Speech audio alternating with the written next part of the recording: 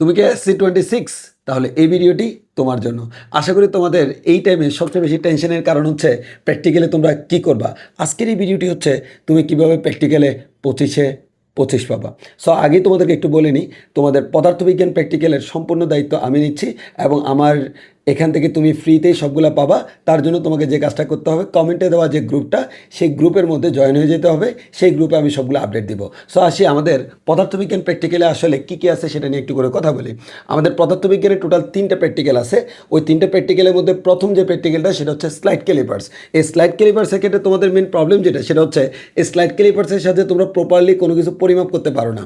আমি তোমাদেরকে এই স্লাইড ক্যালিপার্সের সব কিছু ভেঙে ভেঙে দেখিয়ে দিব, একেবারে পরিমাপ করে করে দেখিয়ে দিব হাতে কলমে, যাতে করে তুমি নিজেই একটা স্লাইড ক্যালিপার্স হাতে পেলে যে কোনো বস্তুর দৈর্ঘ্য পরিমাপ করতে পারো। অ্যান্ড সেকেন্ড হচ্ছে আরও 2টে প্র্যাকটিক্যাল আছে। একটা হচ্ছে ঢালু তলে গড ব্যাগ নির্ণয় করা, আর একটা হচ্ছে মানুষের ক্ষমতা নির্ণয় করা। এগুলো কোনটা বেসিকটা কী, কোনটা কীভাবে করতে হবে আমরা বলে দিব। আর আরেকটা ব্যাপার থেকে যায়, সেটা হচ্ছে ভাইয়া ভাইভাতে কী করব। আসলে ভাইভা ব্যাপারটা পুরোটাই অনিশ্চিত, কিন্তু তোমার তো একটা নিশ্চিত প্রিপারেশান নিতে হবে।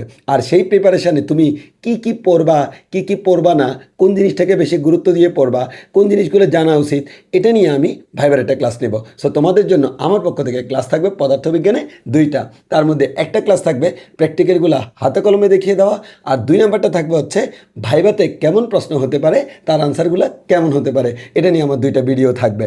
আর এবার একটু বলে রাখি, প্র্যাকটিক্যালি যে তোমাদের 25 মার্ক, এই 25 মার্কের মধ্যে কিন্তু 3টা ডিস্ট্রিবিউশন থাকে। তার মধ্যে 3টা কী কী? 1 নম্বর হচ্ছে প্র্যাকটিক্যাল যে তোমরা ওইখানে হাতে কলমে করবা, আবারও বলছি হাতে কলমে করবা এবং ওইখানে যে লিখে দিবা সেই জিনিসটার উপর 15 নাম্বার। এর মানে ব্যাপারটা ক্লিয়ার করো, তোমার কাছে স্লাইড ক্যালিপার্স নামটা জানা আছে, কিন্তু টিচার তোমাকে স্লাইড ক্যালিপার্স দিয়ে বললো একটা বস্তুর দৈর্ঘ্য তুমি পরিমাপ করে দেখাও, কিন্তু তুমি পরিমাপ করতে পারলা না। তাহলে এর মানে হচ্ছে তুমি 15 নাম্বারের ভিতর বিশাল একটা নাম্বার হারাই ফেললা। তাহলে তুমি যদি এই জিনিসটা সম্পর্কে ভালো করে আইডিয়া নিয়ে যাও, তাহলে আমি আশা করছি তুমি যদি টিচারকে কনভিন্স করতে পারো, পরিমাপ করে দেখাইতে পারো, কনসেপ্টগুলো বলতে পারো, তাহলে তুমি এই 15 নাম্বারে হাতে কলমে যে তুমি প্র্যাকটিক্যাল সেখানে করে দেখাবা এবং লিখবা, তার জন্য যে 15 মার্ক, সেই 15 মার্কে তুমি 15 মার্কসই পাবা। কারণ এই জায়গায় টিচাররা আসলে মার্কস খুব একটা কমায় না যদি তুমি পারো। তাহলে আশা করছি তুমি অলরেডি 25-এ 15 পেয়েছ। এবার 2 নম্বর কথা, 5 মার্ক থাকবে হচ্ছে তোমাদের ব্যবহারিক খাতা। টিচার থেকে সিগনেচার নিয়ে ব্যবহারিক খাতাটা নিয়ে যাবা, নিলেই তুমি 5-এ 5 পাবা। ব্যবহারিক খাতায় আমার জানা মধ্যে টিচাররা কখনো নাম্বার কম দেন না। অ্যান্ড তাইলে এখন তুমি কত পাইলা? অলরেডি 20। আর কত দরকার? 5। ওই 5টা হচ্ছে ভাইবা। ভাইবার জন্য তোমাকে একটা প্রিপারেশান নিতে হবে। আমরা অনেকেই এই ভুলটা করি, প্র্যাকটিক্যাল পরীক্ষা দিতে যাই কিন্তু ভাইবার কোনো প্রিপারেশান নিই না। আর আমার পক্ষ থেকে তোমার জন্য ভাইবার জন্য সম্পূর্ণ প্রিপারেশান থাকবে। সেই প্রিপারেশান যদি তোমরা নিতে পারো, তাহলে আশা করি ভাইবাতে টিচার তোমাদেরকে যে প্রশ্ন করবে সর্বোচ্চ প্রশ্নের আনসার তুমি দিতে পারবা। আর বুঝতেই পারছো এই ভাইবার উপর নির্ভর করছে তুমি 25-এ 25 পাবা কি পাবা না।